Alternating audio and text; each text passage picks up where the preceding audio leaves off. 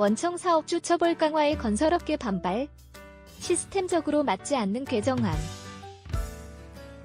이달 11일 태안화력발전소 김용균 씨 사망사고로 인해 국회에서 원청 사업주에 대한 처벌을 강화하는 방향의 산업안전보건법 전부 개정안이 논의되면서 건설업계가 강력하게 반발하고 있다. 건설산업의 외주화는 전체 건설 공정의 분업화에 하도 급하는 시스템인데 이를 이해하지 못한 법 개정안으로 인해 규제 강화 대상에 포함될 처지에 놓였다는 것이다.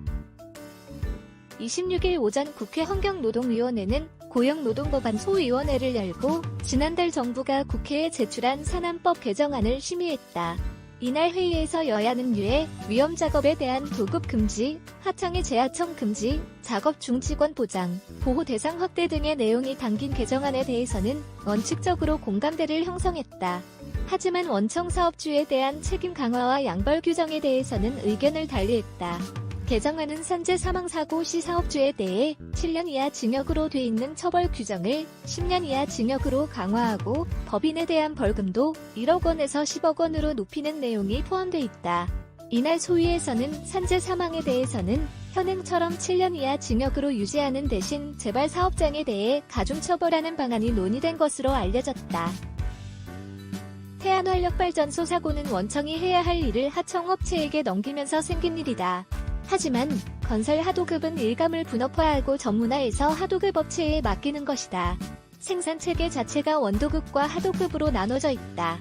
실제 건설 산업은 원도급 업종 5개와 하도급 업종 29개로 구분돼 있고 원도급 업종과 하도급 업종의 등록 기준, 업종별 도급 범위 등이 모두 건설산업기본법에 구분돼 있다. 사실상 건설 산업은 제도적으로 하도급을 장려하고 있는 셈이다. 이 때문에 건축공사는 많게는 50개가 넘는 외주사와 계약을 맺고 공사가 진행된다. 원청 사업주의 처벌 규정이 강화되는 방향으로 논의가 진행되면서 하도급이 많은 건설업계는 우려의 목소리를 내고 있다. 특히 건설업 하도급은 이번 태안화력발전소의 사고 원인이 된 위험의 외주화를 위한 하도급과는 성격이 다르다고 강조한다. 산재 사고에 대해 원청과 하청의 처벌 수준을 동일하게 하는 것도 문제라고 보고 있다. 직접 고용 근로자와 수급인의 근로자 사이에 차이를 두지 않고 동일한 형사 책임을 부과하는 것은 과잉처벌 금지의 원칙과 자기 책임의 원칙에 위배된다는 주장한다. 하청 근로자에 대한 안전, 보건 조치에 대한 1차적인 재해 예방 책임은 근로자를 직접 사용하는 하청업체라는 설명이다. 대한건설협회 관계자는 종합건설사가 전문건설사에게 하도급을 주면 시공능력 평가액 산정에서 인센티브를 받는 상황에서 원청에 대한 처벌 규정을 강화하는 것은 앞뒤가 맞지 않는 일이라며 직접 고용주가 아닌 원청 사업자에 대해 하청 근로자 사망에 대한 책임을 직접 고용주인 하청 사업자 수준으로 강화하는 것은 책임주의 원칙에 맞지 않다고 말했다.